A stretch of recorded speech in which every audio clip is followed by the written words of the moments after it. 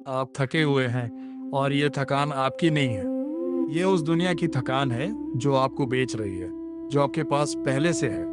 Self help, podcast, motivation, therapy, सब एक ही बात घुमा घुमा के कहते हैं जो हमारे ऋषियों ने एक श्लोक में कह दी थी। हम भारतीय हैं। जब बाकी दुनिया जंगलों में भटक रही थी, हमारे पास कृष्ण के वचन थे।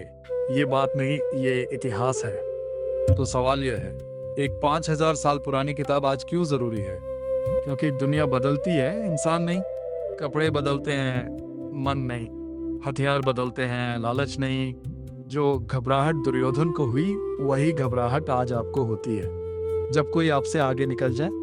एक कड़वा सच, हम भारतीय अपनी गीता नहीं पढ़ते। कोई पढ़ाने वाला नहीं मिला, अब मैं पढ़ाऊंगा।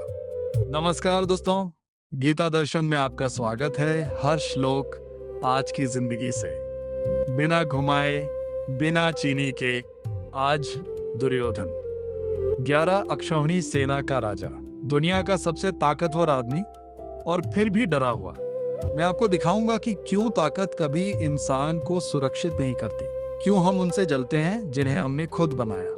पूरा वीडियो देखिए। अंत में एक सवाल होगा जो आपको रात भर सोचने पर मजबूर कर देगा।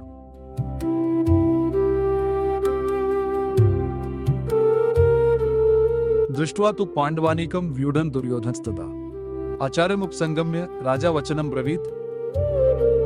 अब समझिए, पहले श्लोक में अंधा राजा धृतराष्ट्र ने सवाल पूछा था। अब उसका सारथी संजय जवाब देता है। संजय कहता है, हे राजा, जब दुर्योधन ने पांडवों की सेना को व्यूह में खड़ा देखा तो वो अपने गुरु द्रोणाचार्य के पास गया और उनसे कुछ कहा। केवल एक वाक्य, लेकिन इसमें छिपा है मानव मनोविज्ञान का सबसे बड़ा रहस्य। रुकिए, एक बात समझिए। दुर्योधन कौन है? वो उस समय का सबसे शक्तिशाली राजा है। उसके पास 11 अक्षौहिणी सेना है, पांडवों के पास केवल 7। मतलब दुर्योधन के पास पांडवों से लगभग दोगुनी सेना है। वो जीतने के लिए तैयार है। लेकिन फिर भी जब उसने पांडवों की सेना देखी तो क्या हुआ? वो डर गया, घबरा गया और भागा अपने गुरु के पास। क्यों? सोचिए, ज्यादा सेना उसके पास है, ताकत उसके पास है, फिर डर क्यों लगा?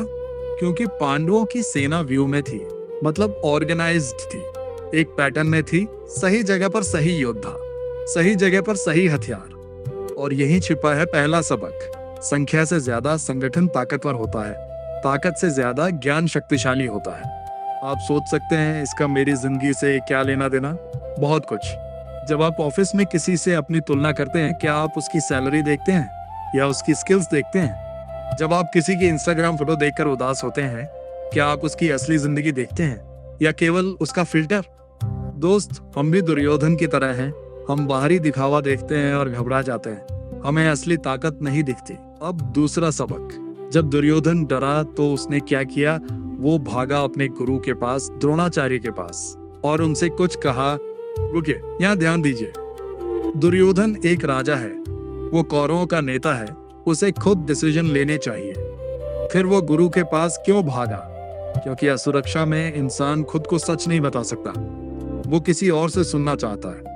जब हम परेशान होते हैं तो हम क्या करते हैं? YouTube पर ऐसे वीडियो देखते हैं जो हमें बताए हम सही हैं। दूसरों से ऐसी सलाह मांगते हैं जो हमारी सोच को सपोर्ट करे। हम सच नहीं ढूंढते, हम तसल्ली ढूंढते हैं। यही दुर्योधन कर रहा था। वो सलाह नहीं मांग रहा था, वो वैलिडेशन मांग रहा था। और दोस्त, यह आपकी हर समस्या की जड़ है। जब आप अपने सच का सामना नहीं करते और दूसरों से तसल्ली ढूंढते हैं, आप दुर्योधन बन जाते हैं। तीसरा सबक है, दुर्योधन के साथ क्या होगा? आगे की कहानी में हम देखेंगे उसने द्रोणाचार्य से क्या कहा। एक लंबी सूची सुनाई अपनी सेना के योद्धाओं की। क्यों? क्योंकि असुरक्षित आदमी हमेशा अपनी ताकतों को गिनता है, बार बार खुद को याद दिलाने के लिए। जब हम बार बार अपनी अचीवमेंट्स लिस्ट करते हैं, अपनी डिग्रीज बताते हैं, अपनी सैलरी दिखाते हैं, हम क्या साबित कर रहे हैं? हम दुर्योधन हैं। मेरे प्यारे दोस्त, आज से काम कीजिए। जब भी आपको असुरक्षा महसूस हो, खुद से 3 सवाल पूछिए। पहला, क्या मैं असली स्थिति देख रहा हूं या केवल बाहरी दिखावा? दूसरा, मैं वैलिडेशन ढूंढ रहा हूं या सच? तीसरा, मैं अपनी ताकतें गिन रहा हूं डर से या आत्मविश्वास से? ये 3 सवाल आपके अंदर के दुर्योधन को बेनकाब कर देंगे। भगवत गीता का ये दूसरा श्लोक हमें सिखाता है, ताकत में नहीं, संगठन में जीत है, दिखावे में नहीं, ज्ञान में सच्चाई है, और वैलिडेशन में नहीं, आत्मविश्वास में शांति है। अगले एपिसोड में हम सुनेंगे दुर्योधन ने अपने गुरु से क्या कहा, एक लंबी सूची जो असुरक्षा का सबसे बड़ा प्रमाण है।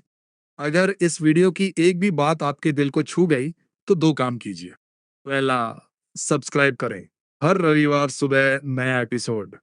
दूसरा, कमेंट में लिखिए आप अपनी जिंदगी में किस बात के लिए सबसे ज्यादा असुरक्षित महसूस करते हैं। मैं हर कमेंट पढ़ता हूं। जय श्री कृष्ण।